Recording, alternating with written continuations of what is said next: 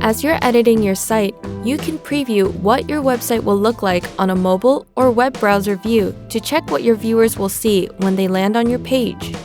Once the changes you've made on your page have been saved, navigate to the arrow button, or use the keyboard shortcut Command or Control Shift P. This will hide the editing panel, giving you a full-size preview of your site. Click the arrow button again to display the side panel. Select the mobile icon to preview your site on a mobile device. Keep in mind that device view gives you a general idea of how your site appears on a typical mobile device. It isn't always 100% accurate, as every phone or tablet's window sizes may vary between devices.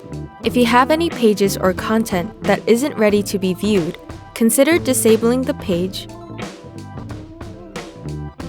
assigning a page to the Not Linked section, or password protecting your entire site. Please let us know if you have any further questions. We're always here to help.